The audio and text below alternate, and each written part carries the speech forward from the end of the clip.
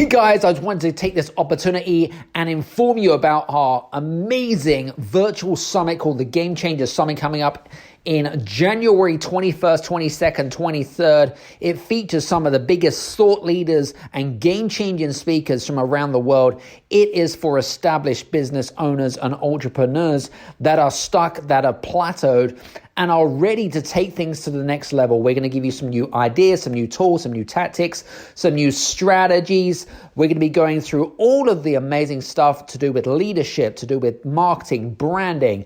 We're going to give you so much great value. It's insane. And guess what? It's free. Yes, that's right. It is free. If you want to take the opportunity and come and join us for the 3-day event, I shit you not, it's going to be one of the biggest, baddest, biggest events in the whole world.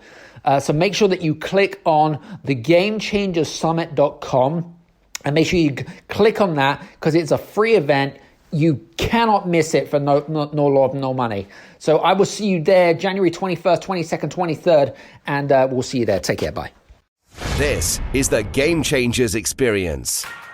Deep dive conversations with leading business disruptors, Olympic athletes, celebrities, entrepreneurs, and influencers from around the world.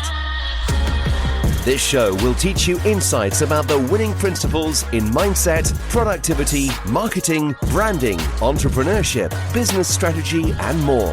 Hosted by Productivity Authority, business strategist, former elite athlete, author, and public speaker, Adam Strong. Hello, everybody, and welcome to the Game Changers audio experience with myself, Adam Strong. And today we have another great show lined up for you guys. I'm super pumped and super excited about today's conversation. And, you know, it's interesting because over the last few shows, there has been a regular theme. I'm sure that you've begun to pick up some of the themes from some of the previous shows. If you haven't, please make sure that you do go back to some of the previous shows and you'll probably be able to pick it up as we go along and stuff. But listen, today's guest, an absolute superstar. Really looking forward to some of our conversations. I've known this particular gentleman actually for quite a number of years. And his name is Jeff Klubeck. And Jeff is from the US, of course, based in San Diego, California. He is a business coach, but he's also, his area of expertise actually lies in organizational development. And he's worked with, he actually created some of the, some of the talent recruitment frameworks for, companies like JP Morgan, some of the pharmaceutical companies and State Farm, some of the well-known brands out there. But also Jeff is a motivational speaker. He's spoken around the world.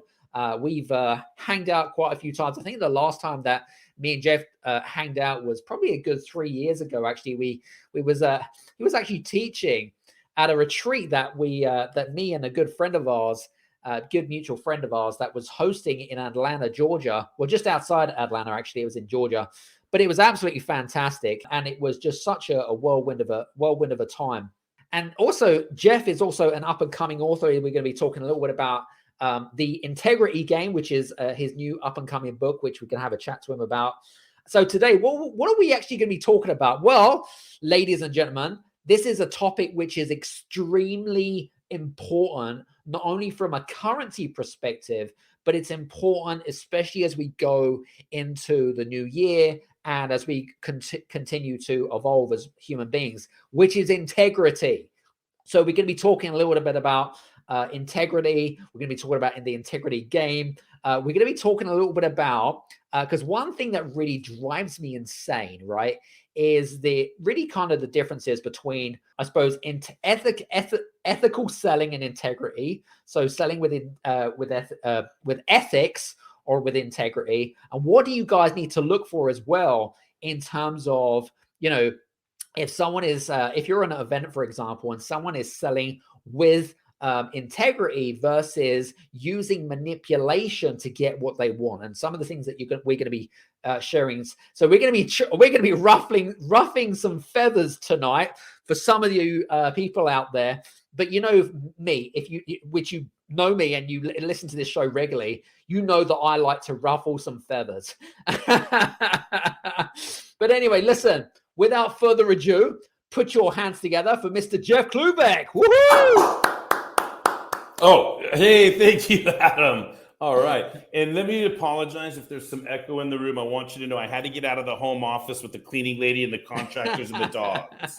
It's all So good. I've gotten to this is the local business club golf course where I was able to get a private room, but there is a little bit of echo in here. But thank you for having me on, and thank you for that wonderful introduction.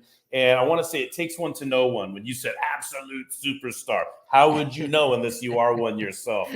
So I have to start off and say it's a treat to be here. We're going to have a lot of fun. And I love the preface about ruffling feathers, even if I might have to role play that with you, and you can be the icon of the feather ruffling, because when we talk about integrity, we're going to start with the common understandings, which I think you alluded to.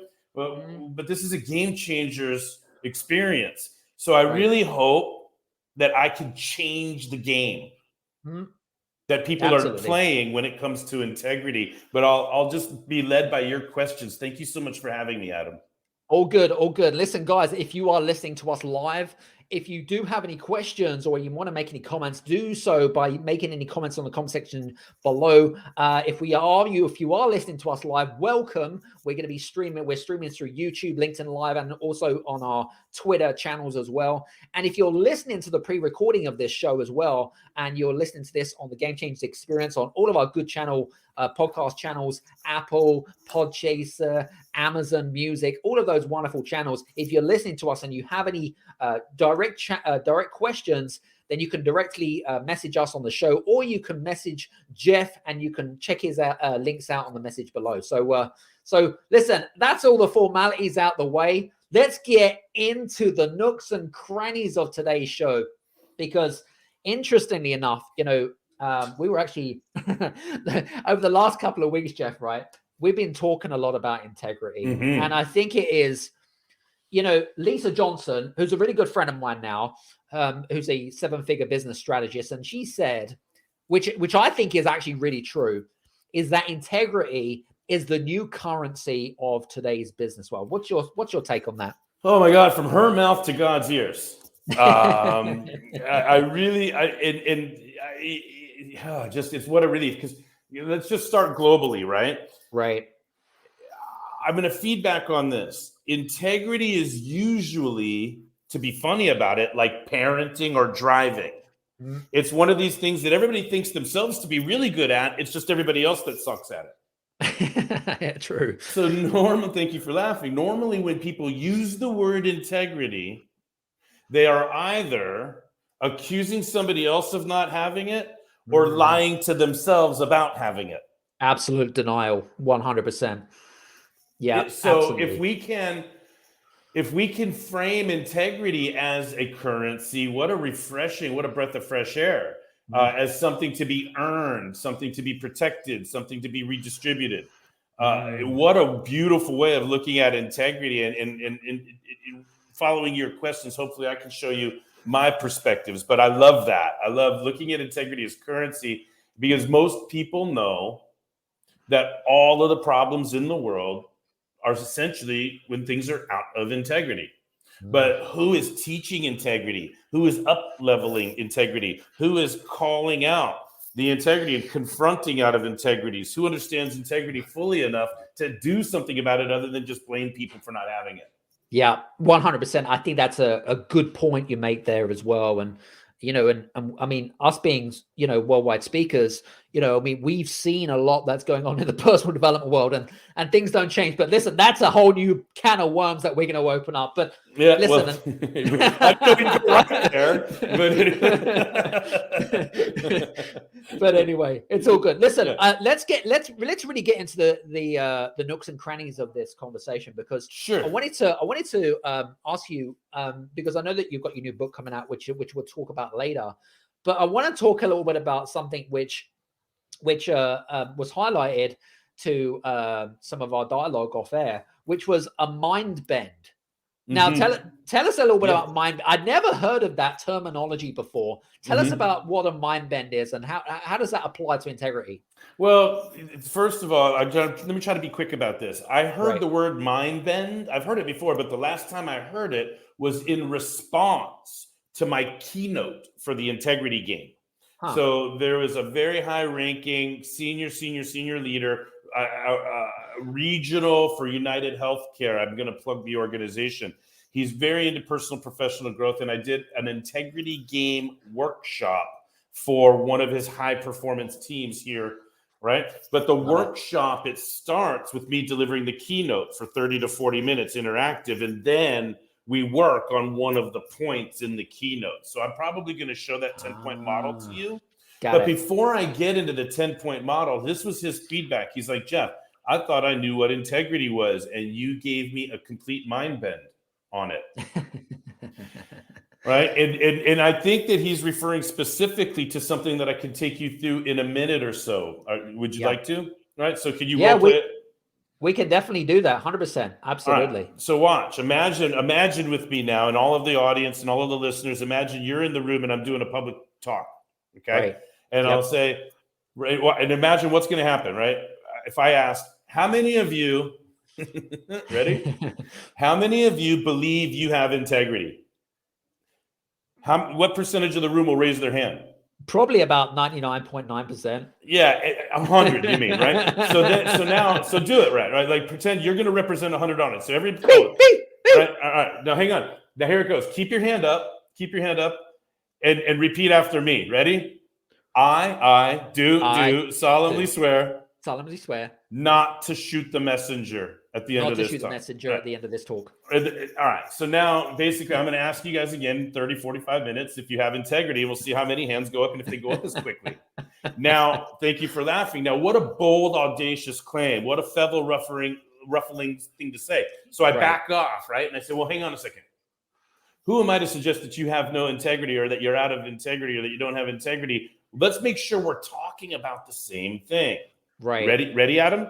Yep. So now I say, what is integrity? And now, in a room, like the rooms we've been in, people are going to say, so why don't you role play this? Watch what happens here. If I'm right about this, watch what happens. I'm going to get two answers. And the answers I'm going to get are predictable. Ready? Go ahead, Adam. What is integrity in your opinion? Integrity to me is doing what you say that you're going to do. Okay, I'm going to hang on to that and I'm going to pin that on the board because we're going to come back to that. You're 1 for 1.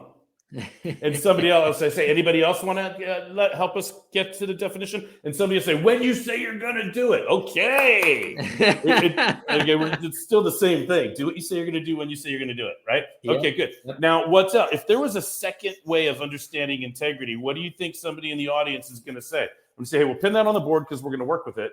But what else? Who else has an understanding of integrity? What do you think a second answer might be? Second answer might be something like integrity is behaving in a particular way that is, I don't know, acceptable to society. You're close. You talked about behavior, right? So here's what I get a lot when I do this, right? Doing this, ready? Tell me if this sounds familiar, and anybody watching will see your face and they'll know. Doing the same thing when nobody's watching that you would do when somebody's watching. Interesting. Right? You hear the pause there. So we haven't fully bent your mind yet. I'm getting to that. Watch. Here, we do the same. People have said, if you do the same thing when nobody's watching that you do when somebody is watching, then that's integrity. So we're going to pin that on the board. We're going to use that too. So here's what we love about those two answers. And by the way, I'll ask. I'll say, does anybody else have another answer, or are those the two? Sure. And then there's going to be an extrovert, an alpha that thinks that, and they're going to say something poetic and flowery and bold. And I'm going to say, hey, thank you. I love that enthusiasm. I love that you're engaged. And that's just another way of saying one of those two things, right? You go, oh yeah, I guess so. But hey, you're engaged, right? And then people basically realize, all right, those are the two answers we're going to work with. But here's the mind bend part. Ready, Adam? And we'll get to the next question. Got it. On the one hand, doing what you say you're going to do, Adam, you're integrating your word with your behavior. On this side, when we behave the same way we would when nobody is watching, then when somebody is watching, we're integrating our values, our morals, or our ethics with the behavior. So watch this. And I hope this is quotable, what I call a Klubeck snack. In both instances, here's the Klubeck snack. Behavior is the evidence of our integrity. It's not what we say, it is what we do. So I love these answers for that reason. Does that make sense? I'll say it again. Behavior is the evidence. But here's the mind bend part. Adam, I could ask 1 million people, what's the definition of integrity? And all 1 million people will say, do what you say you're going to do, or do the same thing when nobody's watching. But you know what nobody will say? It's the coming together of one thing with another. It's integration. It's amazing that the letters INTEGR are start both words, integrity and integration. But if I asked 1 million people what's integrity, not one of those 1 million people would use the word integration in their definition. They would say, do be your word. That's the mind bend part. So to me, we say something has integrity when one thing has come together with another. Got it. Like yin and yang, like sun and lightness and darkness, like male and female, like proton and electron, like heads and tails, like up and down, like in and out. Like I see the world as a gazillion things that are really just two things that have come together. So what you're saying is integrity is like a coming together of two entities. Yeah, well, it starts there. I want that. I want to add that, the notion of integration, the coming together, right? Because you said it. The world we all need to come together. Okay, so here's a thought process then. Yeah. How different is integrity to, say, collaboration? Collaboration is a form of integrity. Okay. Right. And so now you're talking about, is it collaboration or effective collaboration? Because we've all been parts of collaborations that collaborated to drive each other crazy and agree not to move forward anymore. And then, of course, we've been a part of collaborations where the contributions were beautifully integrated into a unified effort of the collective. Got it. Makes We've sense. been in collaborations where it's my way or the highway, and everybody else better do it my way or else it's done. Right? That's not an interrogation. No, not at all. Absolutely not. So back to these two things, but let me ask you another question, Adam. If I said I was going to drink 18 beers before your podcast today, and then I drank 18 beers before your podcast today, would I be able to claim I had integrity? You see, hold that look on your face. Like, wait, I would have done what I said I was going to do. Now, you can't answer yes to that because there's something else that I'm not integrating with if I drink 18 beers before a podcast. But I think that to be integrated, or there's it's like you mentioned around the whole kind of behavior thing, right? Yes. Do you see what I'm saying? So yes, you could say that I'm going to turn up on time, but then I'm kind of drunk, right? But that's not me. That's first of all, that's if 18 beers gets me drunk. I don't know what your tolerance is, but the idea, and this is what I'm getting at. Word with behavior isn't enough. If I said I was going to drive my car into the first 3 children I saw on the road, and then I did it, would I be able to claim I had integrity? Good point. Right now, the other side of it is that's the mind bend. Now, the other side of it is, well, there's things that I do in private, like bathe, or bathe and self-romance, or to ruffle some feathers, or I pick my nose, or I cut my fingernails. Should I do that in public? Right. That's true. But again, but now we're kind of going down the road of what perceptional reality is to what society deems us in terms of behavior. What I'm trying to set up is imagine the audience now. I'm trying to build up to how many of you want to know what else I think we need to integrate in order to claim more integrity. So I'm setting up, like, just word with behavior and just behavior with ethics in my book is not enough. I have a 10-point model of things we want to integrate. That when we're playing the integrity game, it's our effort to have answers to 10 sets of questions. Got it. And word with behavior and behavior with values or morals or ethics is part of it, but it's 20% of my model. And I suppose things like trust, for example, is a result of leading with integrity, right? It's an end result. Would you say it's an end result? Yeah, values themselves they don't have a point on the model, but values are the adhesive. The values hold it together. They're the glue, the adhesive for the 10 points. An analogy I use for that is laces. Right. That makes sense. So like, check, a building, Adam, a building is said to have structural integrity if what? Well, it has structural integrity if it has the right materials, components, all The right, in order to what? In order for it to be a complete package, in order for it to be safe. When a complete package means what? It has structural integrity as a complete package if what? If it says what is deemed to do, right? Despite the outside influences. Exactly. When the wind comes, when the earth shakes, when the lightning comes, if there's a fire inside, the sprinklers come on. So in other words, we say something has structural integrity if it does what it was built to do, yes, despite outside forces. So let me ask, why waste a good pandemic? I'm sure that we're going to have some. By the way, this isn't a pandemic show. I just wanted to let you know. But but my point is, like, here's what I'm getting at. Remember, in the beginning, everybody raised their hand when they said they had integrity. And then when I go through the 10-point model, people go, oh, God, I could do a better job here. And I may take you through the 10-point model today based on your questions. But my point is, first of all, that's the mind bend. That number one, I'm talking about integration, the coming together of one thing with another. And so somebody says they have integrity. Well, all they've done is said they have it. But if they behave different, they're actually out of integrity. Love it. And we'll actually touch base about the 10 points in a second. Okay. Now, I wanted to kind of, most of our listeners are entrepreneurs and business owners, as you know, and stuff. And I want to really touch base on the underestimation of the importance of using integrity in business, because I think that there is this false perception or this false reality that integrity isn't really as important as money.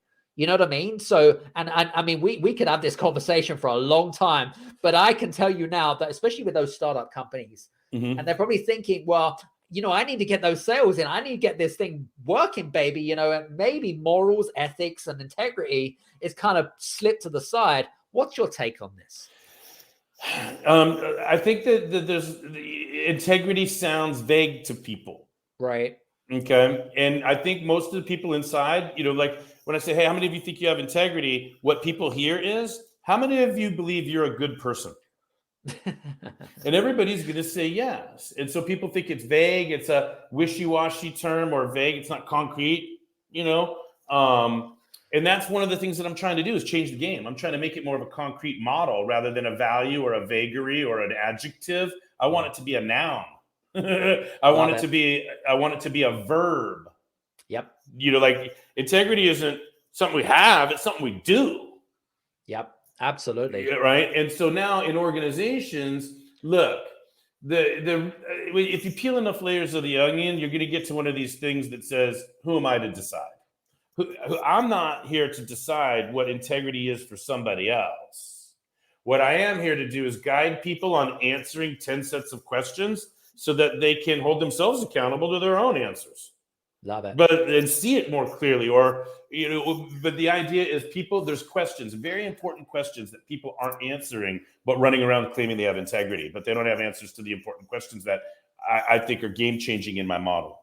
Yep. And I think you may make an important point there, because there's one thing, we talked about values a little bit, and we all know that values are not what you say, is what you do. Similar to integrity, right? Because integrity is, in essence, it is a value of who you are as a person, isn't it? Integrity, part of it is trick question. You follow? Part of it's trick question. When I asked, how many of you believe you have integrity? The trick question there is, the truth is we all do. But would you think that the problem is we all need more? Well, of course. But then I guess, how do you then quantify one that needs more something when you've got no basis to work from? Yeah, if that makes sense. How do I do it? Yeah. Okay, me. How do I do it? Absolutely. I hold my clients, whether it's an individual, a high-performance team, or an organization, I guide them on a journey with accountability to having answers to the 10 question sets that make up the model. Okay, And enough so of this. Enough of this. We need to get into the 10 questions, guys, because you're probably thinking, why doesn't he answer the goddamn 10 questions? God damn it. well, this buildup is always fun, but my point is, you asked the question, how do I quantify it? And it's not like, let me say this before we move forward. Right. Integrity is no different than, let's say, emotional intelligence, or let me think of a couple. Civility in the workplace, or a customer. Like, basically, I have a library of 100 soft skill trainings. Yep. Be a likable boss, train the trainer, personal branding, managing the manager, whatever, like all these soft skills. Well, the bean counters, no offense, because their job's important, bean counters that are looking at bottom lines and shareholder and numbers and profits, they don't understand necessarily the impact on bottom line that soft skills can have. So I'll say this again, if anybody wants to write it down, this is a way that I'd like to be known. My name is Jeff Klubeck. I believe soft skills make strong leaders. I believe soft skills make strong teams. I believe soft skills make strong organizations. Because most of the problems and the wasted time, the water cooler conversations, the poorly run meetings, the politics, the backstabbing, the infighting, the one-upsmanship, the stealing of ideas, the crap that rolls downhill, the covering your butt, the people that are dragged to meetings just to be caught into some dramatic propaganda that they don't even understand, all of that stuff, it's all soft skill. Yep. I agree. And it all kills bottom lines, and the people in the bean counters that aren't emotionally involved, they're analyticals and they're just looking at numbers and spreadsheets. They're not at the water cooler realizing the loss in productivity. Now, some organizations are smart and they figure it out and they measure it. What's the cost of one bad hire? What's the cost of one bad meeting? And you could get to metrics for the impact on bottom line for poor soft skills, but most people ignore it, and integrity falls into that category, in my opinion. Well, it's kind of like having a poison apple, which causes toxicity, of course, which then probably drives and I know that Gallup has done lots of surveys on engagement and so forth. And I mean, there's lots of different stuff, but I guess a lot of surveys don't really kind of take into consideration is, where has it all come from? What's the source? Where's the root cause? Does that make sense? Root cause of let engagement, if it's toxic, or they don't really look at the whole picture in terms of the cultural side of stuff. They just look at an integrity and a specific part. So whether it be they look at soft skills I'll say this, they look at it transactionally instead of transformationally. Absolutely. 100%. So I'm looking for leaders that want to make investments in their organization, individuals, and teams that include soft skills and the transformational side. You follow? Got it. But here's the thing. Who am I to judge? Look, if somebody comes in and says, Jeff, the purpose of my business is to make money. Everything else is secondary, including people's feelings, people's emotions, people's careers, and customer satisfaction. None of that matters to us. It all matters, but not as much as profits. So every decision we make is going to be for the bottom line of the company. And then they're in integrity. But if they say our number one thing is to solve our customers' problems and to make them happy and to be the number one place to work, and then they cut off benefits and then they're out of integrity. So it's not me to decide what people's ultimate purpose is. It's my job to get them to answer the question, and now I can hold them accountable to living it or not. Absolutely. And, it's interesting how I see so many leaders become hypocrites of what they actually say and what they do. I mean, we've come across many organizations, small and big, that say something, but don't actually hit the mark. Or fail to say something. Right. And then once the investment is made, then they say, oh, right. But if you would have said it up front, people might not have made that investment. And we can get into, examples that we're both familiar with. But the point that I'm trying to make here is, it's not for the seminar industry specifically. It's any organization. It could be a volunteer organization. It could be Little League Baseball, Adam. You follow? If somebody says, hey, I'm volunteering because I want to help the kids, and all they do is manipulate the rules so their son can play a position that they're not good enough to play, they're out of integrity. And then you call them out on it. And, so here's the other thing that's a really important point to make. This isn't good. I don't want to do a tangent, but I'm going to say this. People do use the same accountability the same way they use integrity. They say, oh, no accountability, or that person needs accountability, or no accountability, or where's the accountability? But I can guarantee you right now, nobody knows how to teach accountability. Nobody could demonstrate for themselves how and why they're accountable, who's holding them accountable, how accountability gets delivered to them, or if they were going to hold somebody accountable right now, how would they do it? How do you confront somebody powerfully and gracefully? So guess what? There's a gazillion people in all of our lives that see us out of integrity, but aren't trained or aren't compensated or aren't skilled or don't care enough to confront us and hold us accountable. And just because somebody says, hey, you said you'd be here there at 12 o'clock and you didn't get there till 12:15. Just because they don't say anything doesn't mean they didn't observe it. And now that colors their perception of you.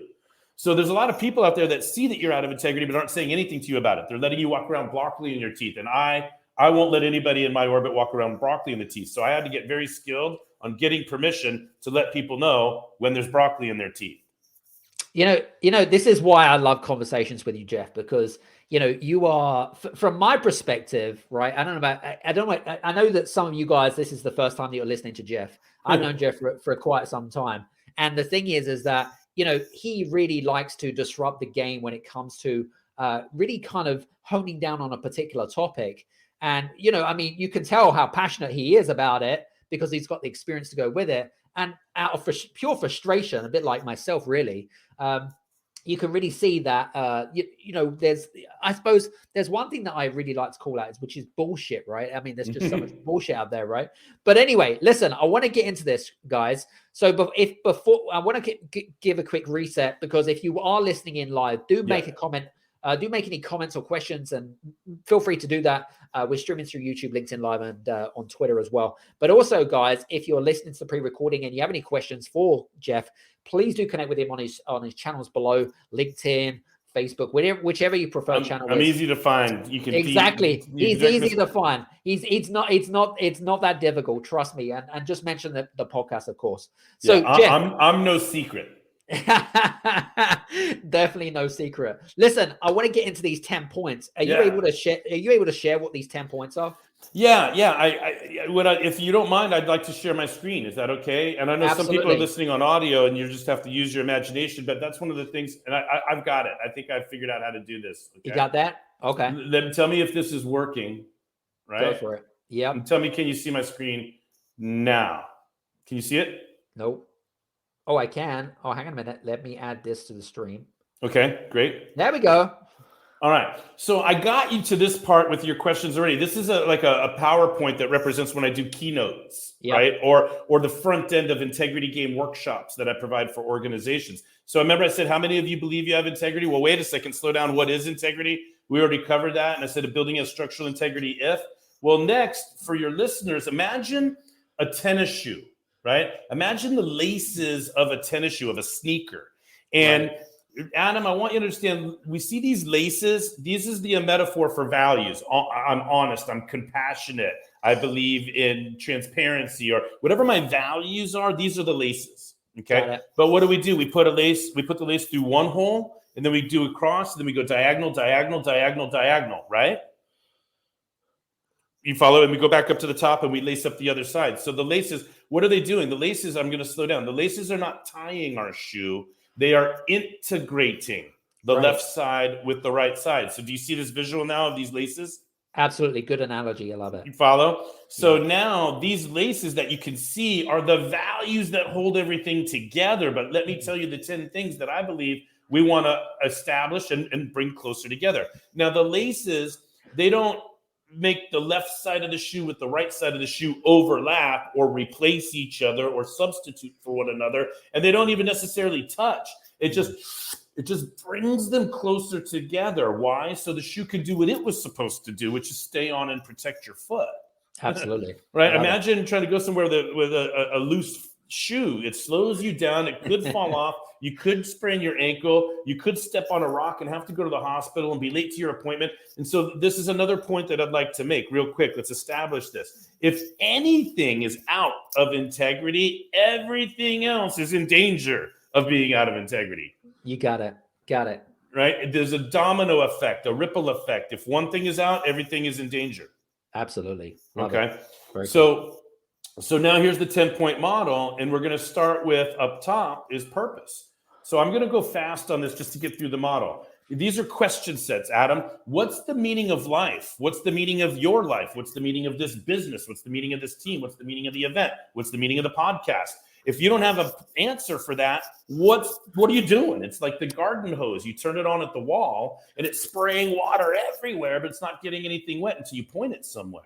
Got it. It's like the foundation, right? You got it. And Simon Sinek would say, start with why. I think it's a good idea. I just call it purpose and meaning, right? Yep. Next is, and most people, by the way, Adam, remember at the beginning, I said, how many of you have integrity? And you can imagine 99.9% raising their hand right away. Well, what if I asked, how many of you have an answer to what is the meaning of your life? Probably much less. And some would fake it and raise their hand. I said, how many of you could write down the meaning of your life right now and turn it in to me within the next 30 seconds? Do you think 99.9 people would raise their hand? No. Hell the number no. goes way down, but everybody said they have integrity. But just with I'm only on the first point out of 10. And I already know that most people they're being blown around like a feather in the wind. Absolutely.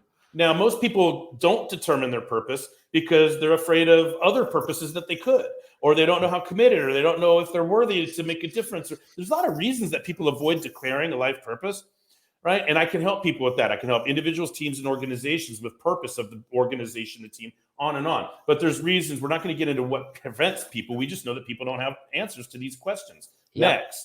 Next is gifts. What are your gifts? Here's the question sets. What gifts did God give you? What gifts are you self-made? Are you integrating what God gave you with self-made? Right? So, Adam, if you think I'm a gifted communicator, I don't mean to put words in your mouth, but do you?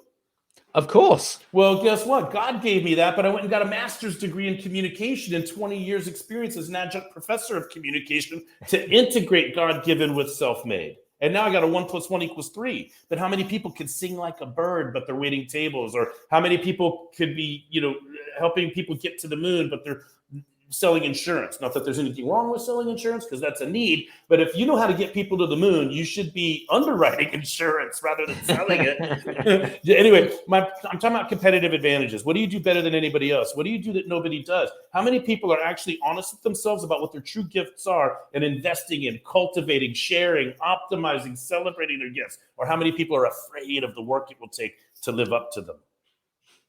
Love it. Very cool. Now, if you don't have a purpose, why don't you study your gifts and then maybe you go back to purpose? And now that you know what your gifts are, maybe you can come up with a purpose, right? Absolutely. But if I'm a gifted communicator, Adam, I shouldn't be injecting lab rats with a serum to try to get a drug to market. I should be speaking and storytelling and writing books and training. And you follow? We want an integration. I want to bring these things together. So if I know my purpose, I know my gifts, then I can declare a potential. How many books can I write? How many keynotes can I give? How many teams can I impact? How many businesses can I install a culture of integrity in? How many coaches can I train? How many speakers can I certify? I can. How far out can I possibly see? What do I see? And what's the greatest mission I can achieve? Which I want to get. One of my missions is get the Integrity Game book written, and we'll talk about that. But you understand? It's vision, mission, objectives. How far out can you possibly see? What do you see? What's the greatest mission then? Milestone towards that vision. Then what do you need to achieve this year? And then breaking that down into 3-month segments goals. Most people mistake a hope, a wish, or a dream for a goal. So when we work with people on goals, we do smart goal setting. And I added an A and changed the R to the familiar model out there to game change again on goal setting. But this is a 3 to 12 month, chunk of what you've imagined in your potential right there, right? This is near term, this is longer term, but there's got to be an integration. People set goals, but are they integrated with the declared potential? Is the potential imagined based on gifts and advantages, which are integrated with a purpose? Most people won't have answers to all 4 question sets, let alone answers that integrate with each other. Are you with me so far? Absolutely. Okay, moving on. Once you set the goal, then the Brian says, all right, now I know what you want. How are you going to go get it? So this is like an endless sea of strategy, right? There's strategies for everything out there. You've got strategies to be a world-class athlete and train your mind and train your body. You've got strategies for rocking a podcast. I've got strategies for public speaking, and there's anything you want to achieve. Like I love Tony Robbins doesn't spell it with a K, K-L-U, but he says success leaves clues. So anything that you want to achieve, somebody's achieved it. And then there's always a smart person, Adam, that says, oh yeah, well, what if I want to walk on the moon without a spacesuit? Nobody's ever achieved that. I said, well, you're going to have to learn how to walk on the moon with a spacesuit before you get there. So why don't you just focus? You know what I mean? Like, great, if you want to do something different, you're still going to have to do what we already know. You know what I'm saying? But a good coach will select a strategy that fits somebody's advantages and their behavioral style, right? There's a lot of coaches out there, Adam, and you know plenty of them that say, I told them what to do. They didn't do it, so I fired them. I fired my client because they're not coachable. It's like, you're not a coach, right? A good coach will figure out why they aren't executing the strategy, get them past that, and then get them into the right strategy for them. Does that make sense? So Absolutely. Somebody has one strategy and expects everybody a one-size-fits-all. They're a consultant, not a coach. They're a trainer, not a coach. I digress. Are you with me on this? Absolutely. Now, there's equifinality, a big word, but multiple paths to the same destination. So if I'm coaching an introvert in real estate, I'm going to ask them to farm a territory with thousands of pieces of literature and be ready with all of the answers when the phone rings. But if I'm coaching an extrovert in real estate, I'm going to coach them to go to the networking events and build business through relationships. Different paths. Does this make sense? So among all the choices that we have on strategy, what do we commit to? What do we say we will do? And then do we actually do them? So here's the action and behavior part with the word. So everybody knows we want integration. We want to, when we do what we say we're going to do. Does that make sense? Absolutely. So you're going to say you're going to do something, but then you need to follow through action. Well, here's the embarrassing part. Are you ready? Role play this with me, Adam, and come up with a number like, say, 100 or something like that. Ready? How many things do we do in a day, Adam? 100. Like 100, right? Hundreds. Okay. No, but just understand 100. Right. Other than blinking and breathing, let's say, I checked this email, I went onto this thing, I ate food, I sent a text message, I checked the score of the game, whatever. We do about 100 things, right? So now at this point in the keynote, I get to get asked, of the 100 things that you did, how many of them are things you said you would? Give me what in percentage terms, what do you think, Adam? I'd probably say maybe 10% if you're lucky. Okay, maybe 10%. So now we're 90% out of integrity, but we raised our hand right away to say we have integrity. Stay with me. Let me ask another question. So watch. Of the 100 things we said we'd do, of the 100 things we did, we only said we would do 10 of them. But how many things on a day-to-day basis do we actually say we'll do, like our own personal to-do list or whatever? How many things do we tell ourselves or somebody else will actually do? I know that my daily to-do list is between 10 and 20. What about you? Yeah, again, it depends on how you operate. But just give me a number to work with. I'm gonna say 5. Okay, good. So that's a better number, by the way. That's a number. Who cares if you don't get 6, 7, 8, 9, 10 done as long as you get the 5 done? But you are a student. In an example of personal and professional growth. But most people would say, oh, my to-do list about 5 to 10 or something like that. My point is this, Adam, of all the things you said you would do, let's say it's 5. How many of them are tactics of a strategy that was chosen strategically? Yeah, I'd probably say 4 out of 5. Okay, that's you. You're in the top. That's me. Yeah, you're a world-class athlete, and you're trained and disciplined and coached, and you've invested in yourself. But generally, I'd say less than 1. Okay, 1. Right? Yeah. So most people say, "Oh, I might to-do list about 10 things long." I say, "Well, how many of those 10 things are taken from a strategy that was integrated with the goal because of a potential you declared that lets you celebrate rather than suffocate your gifts and live your purpose?" So true.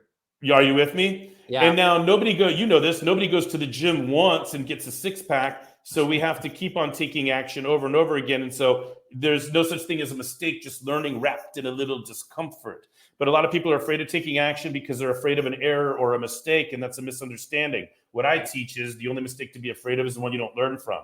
And everything you do, as long as you're taking action towards some purpose, gift, goal, right? You will learn. Right, you'll learn and you'll grow. Now, like I said, you don't just take action once and learn one thing and now I'm done.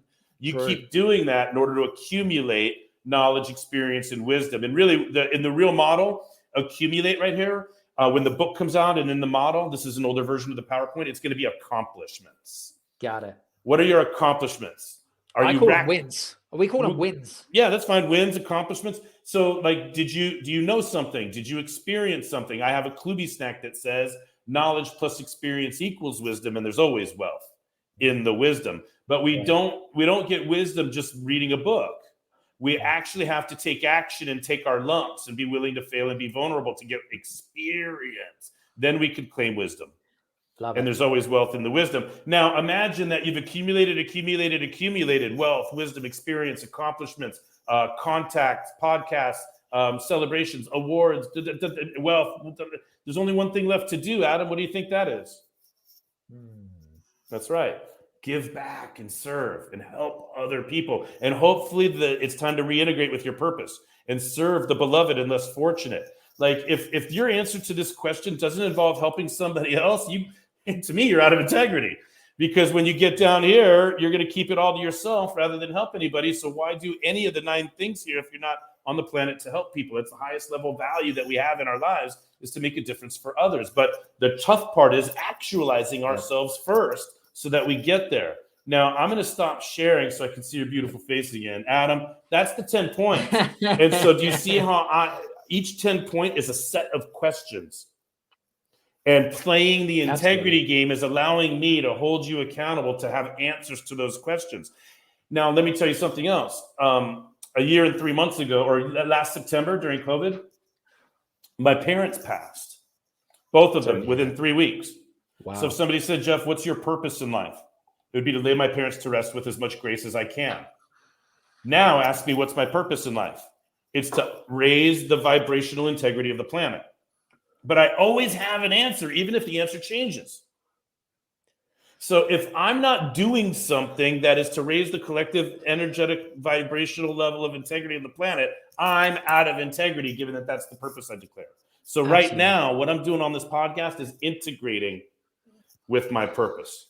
That's good. I love that analogy. And I love the way that you've made it really clear and succinct for people to understand, because I think that, again, I think you made a great, and I love the model. I love the analogy. And for you guys for you guys that have been listening in, by the way, my recommendation right now is to make sure that you have at least gone back about 15 minutes from where we are right now, okay, and listen very attentively and given that notebook and pen out and take notes, because I can tell you now, that Jeff has dropped some massive bombshells, and honestly, it's absolutely mind blowing.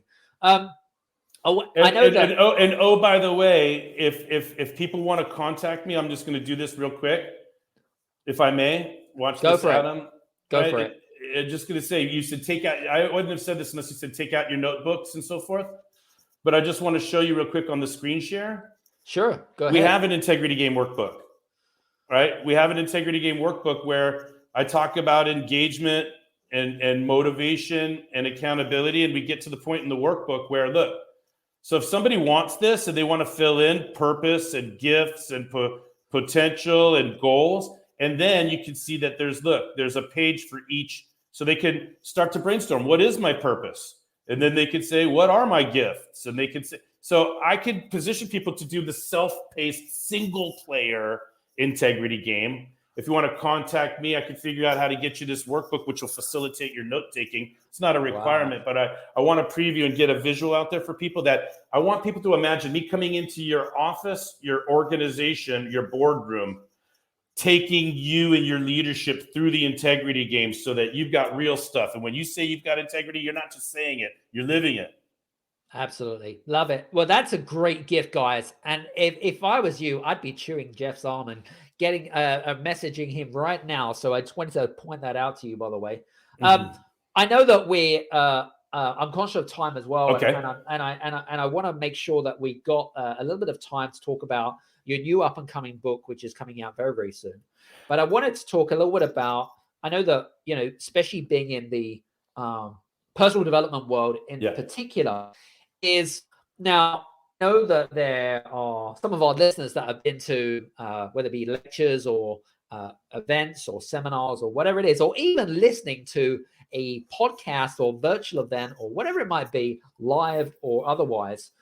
How do we know Jeff, and maybe you could give us maybe you could give us a few pointers here, because I think that everyone needs to sharpen their axe when it comes to this question, right? Yeah. How do we know, especially with all the gurus out there, so self-proclaimed gurus, I'm going to say, but some of them are very good, by the way. I'm a clue-ru, not a guru. I love that. Very cool. How do we know that someone is teaching us or selling to us with integrity versus someone that is just there to try to play on people's fears, manipulation? What should we look for? What are some of the clues that we need to look for in terms of someone's behavior? Any thoughts there? Yeah, look within. look within first. This comes back to what we said in the beginning. Most people want to blame somebody else for being out of integrity. Isn't that a whole lot easier than being in integrity yourself? We are usually guilty of what we are willing to accuse somebody else of. Right. It's called projecting. And I'm going to tell you right now, the person who themselves is out of integrity is going to be quicker to accuse other people of being out before they ever make effort to get themselves in. The blame game. So my point is, if I have answers to all 10 of those questions, I'll know if what they're saying integrates with my answers. And they either integrate with me or they don't. This either helps me get where I want to go or it doesn't. And so then when I'm asking them the questions I need to ask them before I purchase, my question isn't going to be, how do I know that this is going to work? Which is what most people ask because they're looking for some silver bullet. Right. And never mind, I'm going to say, well, nothing works unless you do. Point taken. Right. But the real answer to the question is, I don't want to say, how do I know this will work? I'm going to say, how will this help me integrate these 10 things that I've decided are my model for integrity? Here's my model. You need to explain to me how that will help me get this. And if you do, I'll buy. So it's not about whether they're out of integrity or not and how they're selling. They have a business to run. It's not for me to judge. True. What for me to judge is what am I trying to achieve and does this integrate? Now finish this sentence for me. If we are not growing, we are dying. Aha. Well, I'm here to say this. I'm here to say this. If we are not integrating, we are disintegrating. Oh, I like that. I like that. That's a great analogy. I love that. Well, say it again? I don't say if you're not growing, you're dying. I say if you are not integrating, you're disintegrating. Disintegrating. It sounds very Star Trek-y like, but I love it. But my point is, you're either together or you're not. You're bringing things together or you're not. So somebody is making a purchase on, is this person ethical? Can I trust this person? They're judging something outside of themselves to make a purchasing decision, when I'm saying all you need to do is know what you're trying to figure out and help that person explain to you how that will help you get this. And then it's up to you to make it work or not. So I don't mean to apologize for the people that are out of integrity out there, but it's not their fault. They're just running a business selling what they sell. Yep. And most people buy something they never held accountable to implementing it, and they didn't screen as to why they needed it in the first place. And it's not the organization's fault necessarily. I'm going to tell you this. Here's the example. Henry Ford wants you to buy a car, trick it out, tint the windows, put the rims on, hang the fuzzy dice. The Henry Ford wants you to name your car, wants you to have road trips and experiences and, right? Henry Ford wants you to do all of that. But Ford Motor Company just wants you to move cars off the line.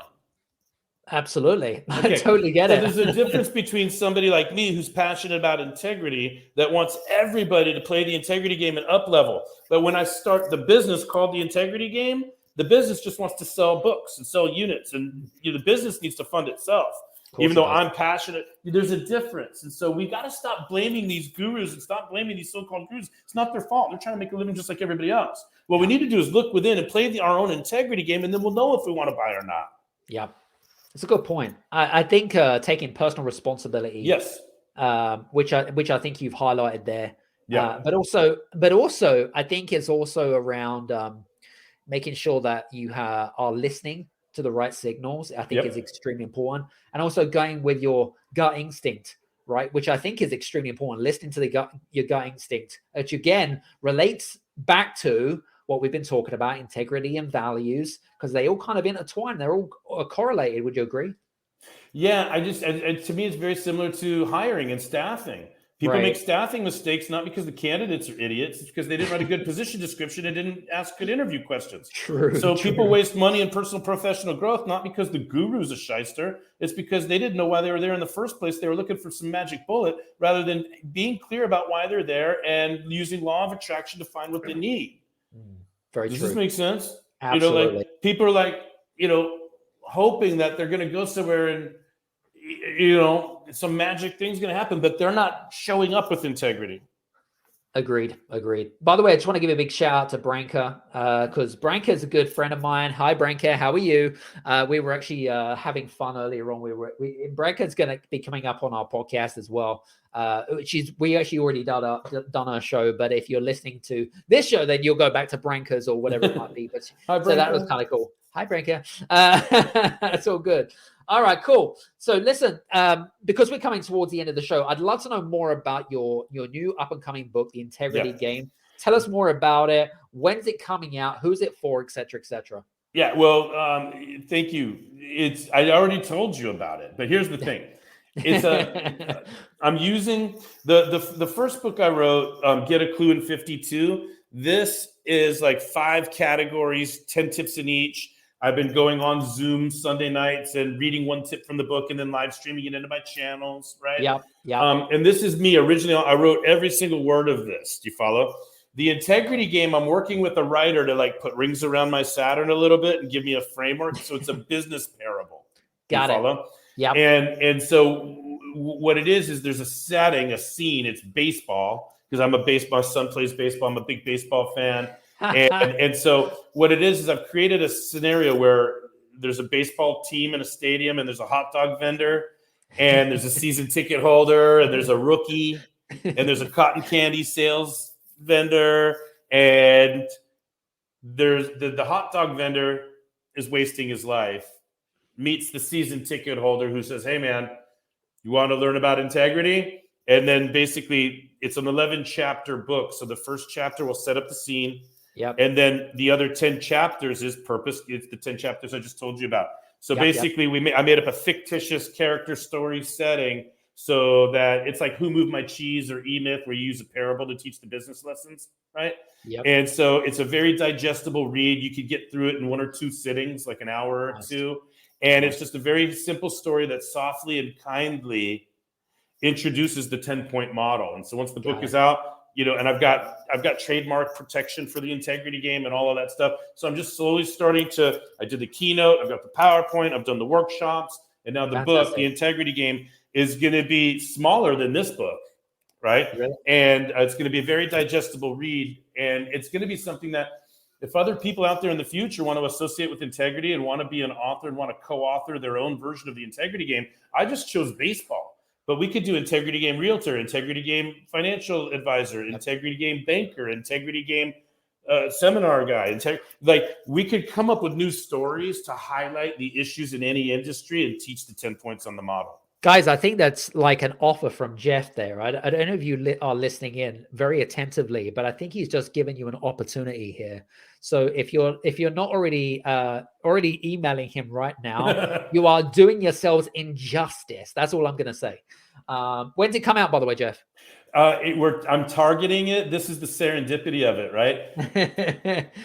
Opening day for baseball. Okay. Opening day for baseball. When's the season start? Is March 31st, which is also my son's birthday. Oh, cool. That's cool. And all 3 of my children are represented by certain characters in the book. I love it. And so, fantastic. So it's part parable, it's part personal memoir. I told you I lost my parents last year, so now I'm going to have some legacy. Got it. And I'm going to introduce the Integrity Game model, so I'm integrating a bunch of things here with this project. That's cool, man. That's cool. Well, listen, this has been a great conversation. I think we had a lot of fun. Actually, I thought it was an excellent conversation. And for you guys that have been listening in, whether it be live or listen to the pre-recording, I hope that you've been enjoying some of our conversations. And Jeff, just want to say thanks very much for being on the show today. We really appreciate you. Likewise. I'm going to take it a step further. I'll see your appreciation. I'll raise you. I love you, man. Thank you so much, Adam, for everything that you're doing and bringing good stuff to the world. Thanks for having me on. I really appreciate you and love you. Awesome. Listen, guys, hope you've enjoyed today's show. If you have enjoyed today's show and you want to reach out to Jeff, do click on his links on the social media links below and reach out to him. Please do mention the podcast if you do so. And by the way, and also just one other big ask. If you love what we do here on the show, please do us a favor, give us a 1 or a 5-star review, and you can go onto Apple or whatever your preferred podcasting platform is. If you're on Android, by the way, because normally Android, you can't leave reviews. If you go to podchaser.com, that's podchaser.com, you can leave a review. You can actually download some of the episodes. It's a great platform to listen to, and it's all good. Listen, hope you enjoyed today's show. From me and Jeff, have a good one. Take care and see you soon. Take care. Thanks, Adam. Thank you so much for listening into today's show. I hope that you have enjoyed today's show. Just a reminder, we love creating this amazing podcast show. It wouldn't be as successful if it wasn't for you guys. So we want to make sure that we would love it if you would be able to reciprocate and write an amazing, whether it be a 1-star or 5-star review. If you're listening to this on Apple, go to Apple on iTunes and go to the Game Changers Audio Experience, leave a 1 or a 5-star review, whichever you prefer.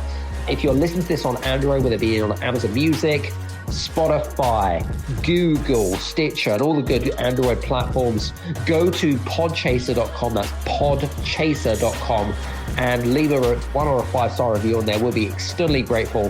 Thanks very much for tuning in. We've got some great shows coming up. Cheers.